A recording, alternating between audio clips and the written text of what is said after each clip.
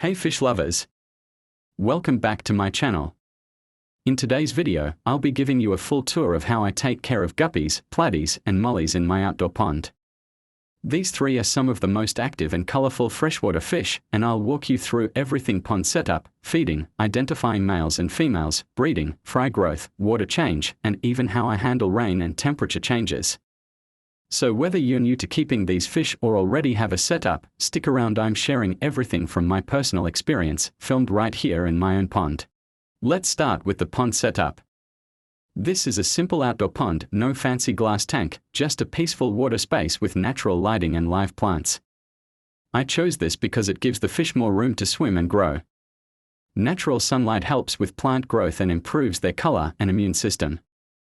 My pond has floating plants like duckweed and water lettuce, and submerged plants like hornwort and kabomba. These plants do three things: they provide oxygen, they help balance the water, and they give baby fish places to hide. The pond gets about 4 to 6 hours of sunlight daily, and I make sure there's always some shaded area, either with plants or a net cover, especially in summer. These fish don't need heaters if your climate stays between 22 and 30 degrees Celsius, which is perfect for guppies, platies, and mollies. In my pond, water temperature naturally stays in this range most of the year. For filtration, I use a sponge filter or solar-powered circulation pump. It's not about strong flow, just enough to keep water moving. I don't use chemical fertilizers or co. Plants grow well with fish waste, and that keeps the water healthy. I top off the water every 3 to 4 days to replace evaporation, and do a partial change once a week. More on that later. Now let's talk about male and female fish. Females are larger, rounder, less colorful, and they have a fan-shaped anal fin with a dark gravid spot near the belly. That's where they carry their babies. Male guppies are easy to spot: smaller bodies, bright colors, long tails, and a thin, pointed anal fin called a gonopodium. For platies and mollies, the difference is similar. The males also have the gonopodium and are usually slimmer. I always keep a ratio of at least 1 male to 2 or 3 females. This helps prevent females from being stressed by constant chasing. If the pond is too male-heavy, females get tired, hide, or stop eating. I feed them once a day, usually in the morning. For regular feeding, I use high-quality floating flakes or micro-pellets that don't cloud the water. The fish are very active and finish food in about 1 or 2 minutes. Since the pond is outdoors, they also get extra snacks: mosquito larvae, algae, even tiny bugs that fall in. Once or twice a week, I give them blanched spinach or crushed peas. This helps with digestion and adds variety. For fry, I crush the flakes into powder or feed infusoria that grows naturally in the pond water around the plants. One of the best parts of keeping these fish is how easily they breed. If males and females are together, they'll breed naturally. The female gets pregnant and carries the fry for about 25 to 30 days. You'll notice her belly swelling, and the gravid spot gets darker. Some females like to hide in plants when they are close to giving birth. I don't use breeding boxes or nets, I let nature handle it. Right after birth, the fry swim away and hide under plants. Adults sometimes eat fry, but if you have enough plants and hiding spaces, many survive on their own. Fry care is all about protection and food. Week 1, fry mostly hide and feed on infusoria from the plants. Week 2, they become more active and start coming to the surface. By week 3 to 4, they grow fast if they get enough food.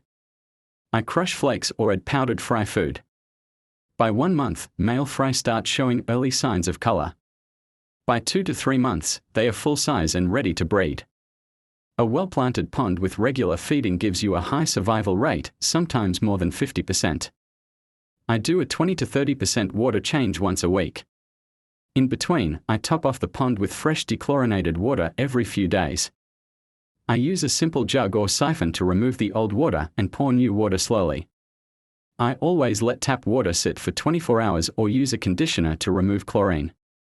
I never clean the pond completely, we want to keep good bacteria alive. I also rinse filter foam in old pond water, never under tap. Keeping the water clean is the best way to avoid diseases, algae, and sudden fish deaths. A few extra tips: don't overcrowd the pond. Even though it's bigger than a tank, space matters. Avoid overfeeding. Uneaten food rots and causes ammonia spikes. Don't add too many males, it leads to fighting and stress. If you see fish gasping at the surface, check oxygen levels or water quality. Use natural cleaners like snails or shrimp to help maintain balance. Always observe your fish, their behavior tells you if something's wrong. Outdoor ponds face real weather. In summer, I increase shade using floating plants or a net cover. I top up water daily if needed. Rain is actually helpful, it refreshes the pond naturally. After a sandstorm, I remove debris and do a partial water change. In winter, if it gets below 18 degrees Celsius, I move some fish to an indoor tub or use a plastic cover to keep heat inside. So far, my guppies, platies, and mollies have adapted well through rain, sun, and wind. So that's everything I do to care for guppies, platies, and mollies in my pond. From identifying males and females to feeding, breeding, fry care, and water maintenance, it's all about balance. With the right setup and attention, these fish will breed, grow, and thrive naturally in outdoor conditions. If you found this video helpful, give it a thumbs up, leave a comment if you have questions, and subscribe to follow the journey of this pond and its underwater world. Thanks for watching, and see you in the next one.